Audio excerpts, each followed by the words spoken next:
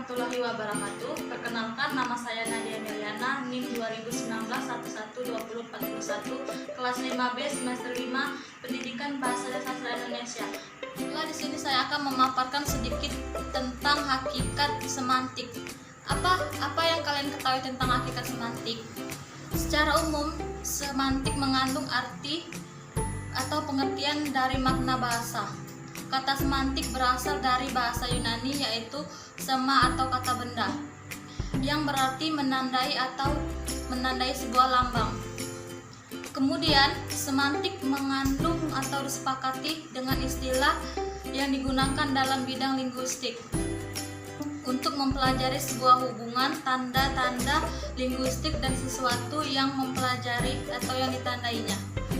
Selain menurut Ferdinand, para ahli lainnya dapat mengemukakan pendapat lainnya mengenai semantik. Yang pertama, menurut J.W.M. Fenhart mengatakan bahwa semantik berarti teori dan teori arti, yakni cabang sistematis bahasa yang menyelidiki makna atau arti. Yang kedua, menurut Abdel Chair menyatakan bahwa semantik berarti ilmu tentang makna atau tentang arti, yaitu salah satu dari 3 tata analisis bahasa: fonologi, gramatikal, dan semantik. Semantik memegang peran penting antara lainnya dalam berkomunikasi. Mengapa demikian? Karena bahwa yang digunakan dalam komunikasi adalah dapat menyampaikan ide atau pikiran kepada seseorang atau lawan bicara. Lalu, apakah semantik juga memiliki peranan dalam penting masyarakat? Menurut saya, sangat penting, karena pengetahuan yang luas akan teori-teori semantik tidaklah diperlukan. Akan tetapi, perlu juga menggunakan pemakaian dasar-dasar semantik yang masih diperlukan untuk dapat memahami di sekitar sekelilingnya yang penuh dengan informasi atau lalu lintas kebahasaannya. Adapun mereka yang berkecimpungan dalam penelitian bahasa, contohnya mereka yang belajar di Fakultas Sastra, secara pengetahuan semantik akan banyak memberi bekal teoritis untuk menganalisis bahasa. Teori semantik ini akan mencoba menolongnya memahami untuk lebih baik konsep-konsepnya yang akan diajarkannya.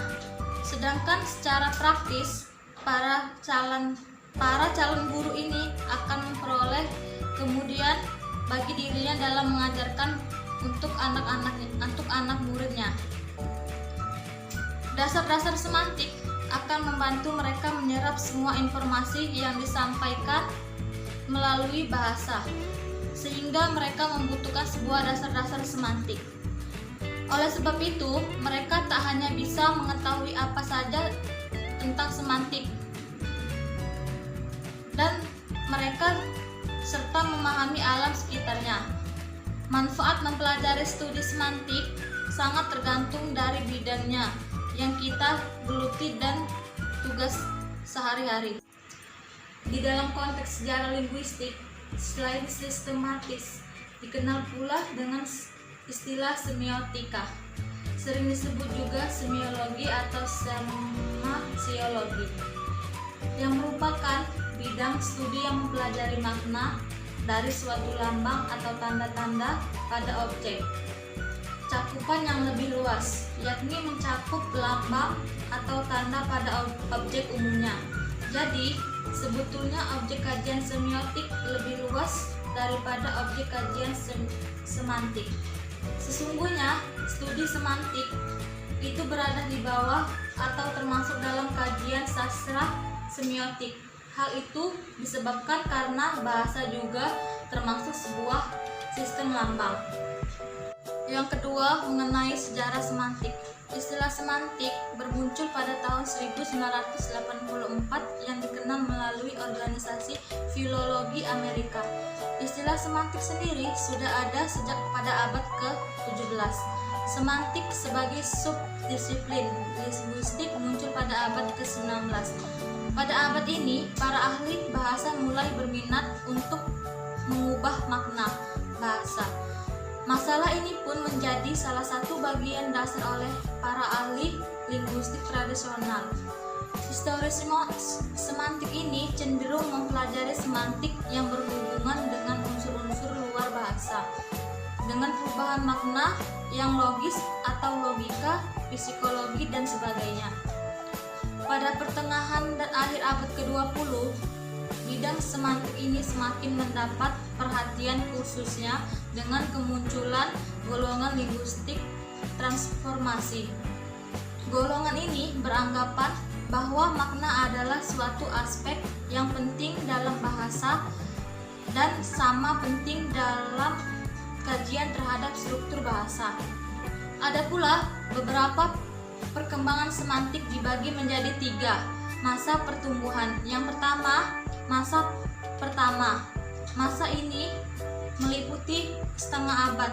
Masa ini disebut dengan Ullmann. Masa ini dimulai dengan pernyataan Plato, yaitu bunyi-bunyi bahasa secara implisit mengandung makna tertentu. Yang kedua, menurut Aristoteles, yaitu kata. Kata adalah satuan yang terkecil di dalam sebuah bahasa yang mengandung arti atau makna, yaitu makna yang hadir dari kata itu sendiri secara otonom yang disebut dengan makna leksikal. Sedangkan makna yang hadir akibat proses gramatikal yaitu gramatikal. Perkembangan pada masa pertama ini dilanjutkan oleh C. Relix yang berpendapat tentang tata bahasa yang dibaginya atas 3 bagian. Yang pertama, etimologis, yang kedua, sintaksis, yang ketiga, semasiologi. Semasiologi adalah studi tentang makna. Dengan kata lain, ia berpadatan dengan istilah semantik, konsep baru tentang grammar atau tata bahasa yang meliputi 3 unsur utama, yaitu 1. Etimologi, studi asal-usul kata sehubungan dengan perubahan bentuk ataupun makna. Yang kedua, sintaksis kalimat dalam semasiologi, dan yang ketiga, ilmu tanda atau makna. Yang kedua, masa kedua. Masa perkembangan kedua ini, semantik dikenal sebagai ilmu murni bahasa atau historis, yaitu adanya perlindungan atau pandangan historis semantik yang ditandai dengan munculnya karya-karya klasik pada tahun 1883. Brill membahas soal perubahan makna, makna yang berhubungan dengan logika dan makna yang berhubungan dengan psikologi. Yang ketiga, masa ketiga. Filologi ini melakukan kajian makna secara empiris atau etimologis. Dalam kajian ini, semantik dinyatakan dengan tegas sebagai ilmu bahasa atau ilmu makna. Menurut pandangan strukturalisme de Saussure, bahasa merupakan satu sistem yang terdiri atas unsur-unsur yang paling berhubungan dan merupakan satu kesatuan. Kesimpulannya adalah semantik merupakan bagian kajian dalam linguistik yang membahas suatu makna atau komponen yang dibahas dalam semantik adalah sesuatu yang ditandai dan menandai. Yang menandai disebut tanda atau lambang, sedangkan yang ditandai adalah sesuatu yang berada di luar bahasa yang lazim disebut referen atau hal yang ditunjuk. Itulah pemaparan dari saya. Sekian dan terima kasih. Saya akhiri. Wassalamualaikum warahmatullahi wabarakatuh.